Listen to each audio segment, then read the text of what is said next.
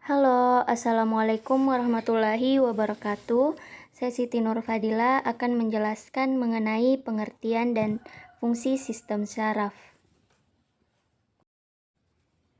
Sebelum kita masuk ke materi, perhatikan beberapa gambar berikut. Apakah kalian pernah mengalami peristiwa seperti dalam gambar? Seperti pada saat menginjak paku, saat kita bersin, ataupun saat dikejar anjing, yang dimana tubuh kita akan otomatis merespon hal tersebut dengan gerakan sadar ataupun tak sadar.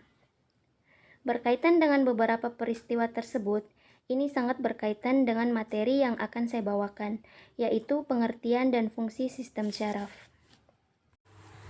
Apa sih sistem saraf itu? Jadi, sistem saraf adalah bagian dari tubuh yang berfungsi melakukan pengaturan kegiatan tubuh dengan cara mengirimkan pesan-pesan rangsang atau impuls saraf dan tanggapan.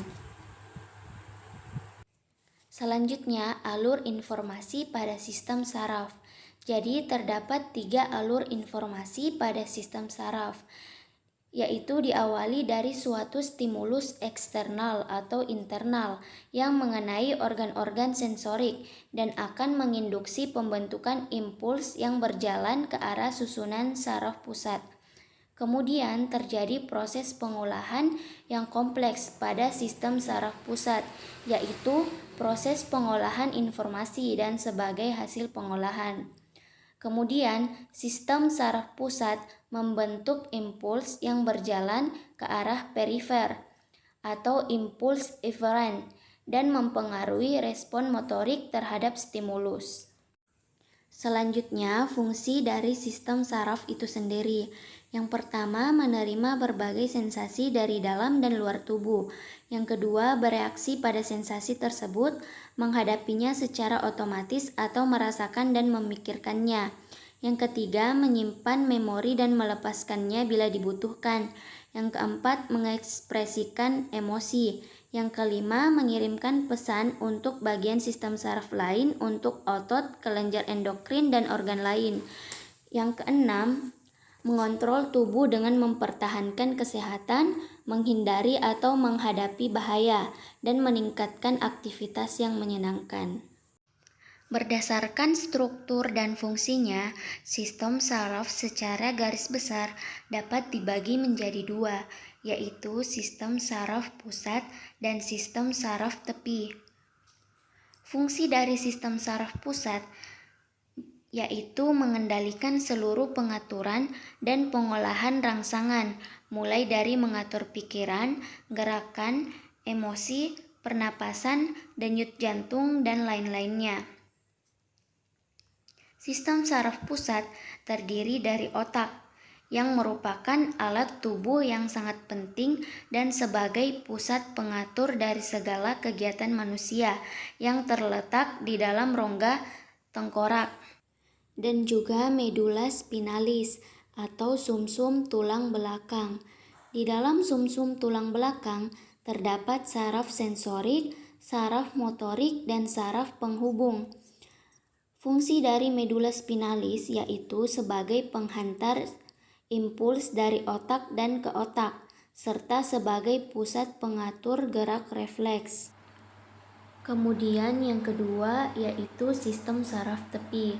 Sistem saraf tepi berfungsi menerima rangsangan dan menghantarkan semua respon yang sudah diolah oleh sistem saraf pusat.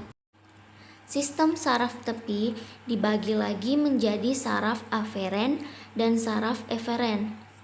Saraf aferen disebut juga sebagai saraf sensorik, yaitu berfungsi untuk menerima setiap rangsangan atau impuls baik dari luar maupun dalam tubuh.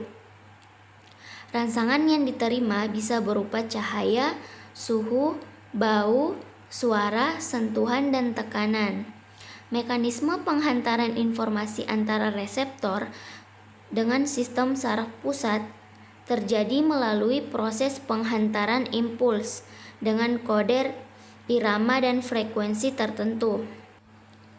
Saraf eferen juga disebut saraf motorik, di mana bagian motorik berperan untuk memberikan tanggapan atau reaksi tubuh terhadap rangsangan yang sudah diproses oleh sistem saraf pusat.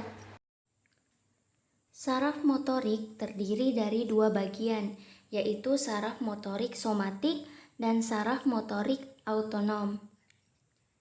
Sistem saraf somatik bekerja dengan mengontrol semua hal yang tidak kita sadari dan secara sadar memengaruhi respon tubuh, seperti menggerakkan lengan, kaki, dan bagian tubuh lainnya. Fungsi saraf ini menyampaikan informasi sensorik dari kulit, organ indera, atau otot ke sistem saraf pusat.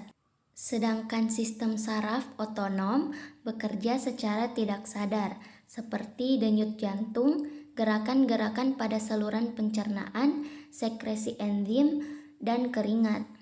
Oleh karena itu, saraf otonom banyak ditemukan pada otot polos, seperti pada organ pencernaan, otot jantung, dan kelenjar. Jadi, karena sistem saraf somatik dan sistem saraf otonom memiliki fungsi yang berlawanan pada organ yang sama, maka saraf otonom dibagi lagi menjadi dua, yaitu sistem saraf simpatik dan parasimpatik. Jika ingin melihat perbedaan struktur antara saraf simpatik dan parasimpatik, itu dapat dilihat dari posisi ganglion, di mana saraf simpatik mempunyai ganglion yang terletak di sepanjang tulang belakang menempel pada sumsum tulang belakang, sehingga mempunyai urat praganglion pendek, sedangkan saraf parasimpatik mempunyai urat praganglion yang panjang karena ganglion menempel pada organ yang dibantu. Sistem saraf simpatik dan parasimpatik mempunyai efek yang berlawanan atau antagonis. Berdasarkan gambar yang telah ditampilkan, di situ dapat kita lihat bahwa antara sistem saraf simpatik dan parasimpatik memiliki fungsi yang berlawanan atau antagonis. Oke, sekian materi dari saya mengenai pengertian dan fungsi sistem saraf. Wassalamualaikum warahmatullahi wabarakatuh.